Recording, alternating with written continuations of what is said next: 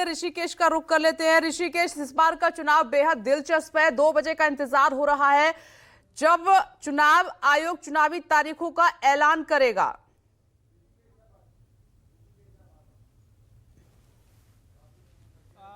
विपनेश, आप ठीक कह रही हैं। 2 बजे अब दिल्ली में आचार संहिता का ऐलान हो जाएगा, लग जाएगा। और पिछली बार की तरह, पिछली बार तो 2020 का विधानसभा चुनाव था, उसमें 8 फरवरी जो वोटिंग का डेट था और 11 फरवरी को मतगणना हुई थी।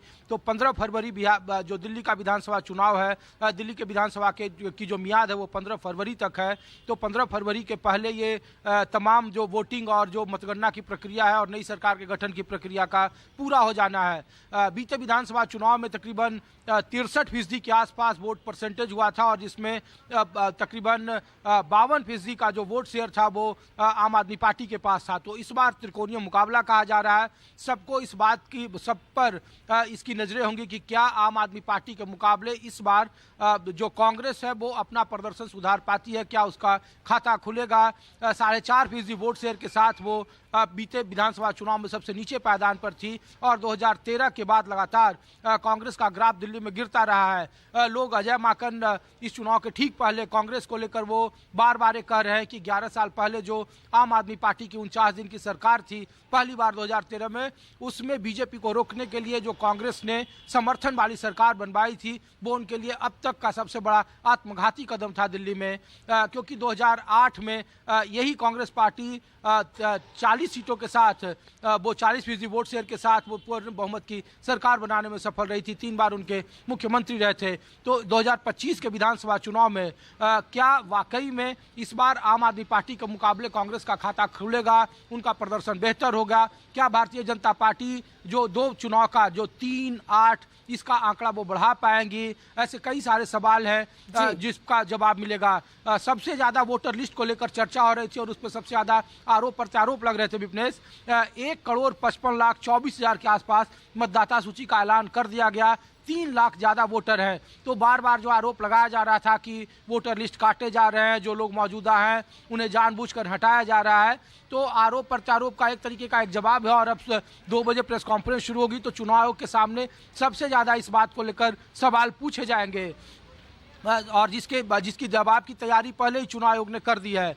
तो एक चरण में मतदान होगा, वोटिंग शेयर कितना ज़्यादा बढ़ता है ये देखना होगा। और दिल्ली का विधानसभा चुनाव इस बार इस मायने में अपने आप में एक अलग है क्योंकि 2020 के चुनाव में विपनेश सीए और एनआरसी जैसे बड़े ध्रुवीकरण की कोशिश की गई दिल्ली में, लेकिन वो कारगर नहीं हुआ जो चुनावी नतीजे बता रहे हैं। तो इस बार क्या प्रधानमंत्री मोदी ही बीजेपी के स्टार प्रचारक हैं, रहेंगे और उन्हीं के नाम पर वोट मांगे जाएंगे, या फिर कोई और रणनीति बदलती है भारतीय जनता पार्टी? क्योंकि भ्रष्टाचार को लेकर सबसे ज्यादा हमलावर है, एक बड़ा मुद्दा उठाने की कोशिश की गई है। जो भाषा राजनीतिक तौर पर भारतीय जनता पार्टी बोल रही है वही भाषा सेम भारतीय राष्ट्रीय कांग्रेस बोल रही है और दोनों की भाषा एक है आम आदमी पार्टी के मुकाबले। तो दोनों का प्रदर्शन कैसा रहता है? बीते चुनाव में 8% वोट का शेयर भारतीय जनता पार्टी के पक्ष में बढ़ा था, 32 से वो 38% पहुंच गए थे। सीटें उनकी 3 से 8 हो गई थी। तो इस बार क्या वो वोट शेयर और बढ़ेगा, 38 से ऊपर जाएंगे? क्योंकि कहा जा रहा है कि जितना कांग्रेस पार्टी बेहतर प्रदर्शन करेगी उतना ही आम आदमी पार्टी का ग्राफ गिरेगा। जो ग्राउंड की रिपोर्ट बता रही, जो पॉलिटिकल पंडित जो एनालाइज करते हैं उसके आधार पर कुछ जो सीटें बदली है, मसलन की मनीष सिसोदिया की सीट पर सबसे ज्यादा नजरें रहेंगी। जंगपुरा से क्या वो पटपड़गंज से जो बहुत थिन मार्जिन से चुनाव जीते थे, क्या वो अंतर अपना बड़ा कर पाएंगे? कालकाजी में क्या अलका लांबा और रमेश बिधूड़ी क्या सिटिंग सीएम को चुनाव हरा देंगी? क्योंकि दिल्ली में शीला दीक्षित के चुनाव हारने के बाद ये कहा जा रहा है कि दिल्ली में मुख्यमंत्री चुनाव हार सकते हैं और एक परंपरा बन गई है। तो कुछ जैसे कैलाश गहलोत की सीट नजफगढ़, जो आम आदमी पार्टी सरकार में 10 साल मंत्री रहे, उन्होंने आखिरी वक्त में बिजवासन की सीट क्यों चुनी? क्या जाट, गुजर, पूर्वांचली जो पंजाबी कौम है, क्या वो बीजेपी पर आंख मूंद कर भरोसा करता है और उनका वोट शेयर 38% से ऊपर जाएगा? ऐसे कई सारे सवाल हैं जो जब 2 बजे चुनाव का ऐलान हो जाएगा और उसके बाद फिर जब प्रचार शुरू होगा तो इन सारे सवालों के जवाब धीरे धीरे जमीन पर मिलते जाएंगे। 29 सीटों पर ही ऐलान किया भारतीय जनता पार्टी में, तो सीसी की बैठक कब होगी, कौन कौन से उम्मीदवार होंगे, लक्ष्मी नगर और यमुना पार की कुछ सीटों पर सबकी नजरें हैं। तो ऐसे कई सारे सवाल हैं। आम आदमी पार्टी ने पहले ही अपना लिस्ट का ऐलान कर दिया है सभी सीटों पर। कांग्रेस भी कमोबेश उसी राह पर है। तो काफ़ी दिलचस्प और रोचक मुकाबला होगा दिल्ली का विधानसभा चुनाव।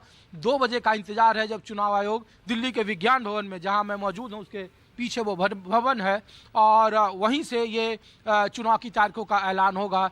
2 बजे आचार संहिता दिल्ली में लागू होगी। बिल्कुल ऋषिकेश, आप नजर बनाए रखिएगा क्योंकि बड़े बदलावों के साथ ये चुनाव दिल्ली में हो रहा है और इस बार जीत किसी एक पार्टी की बहुत आसान नजर नहीं आ रही है।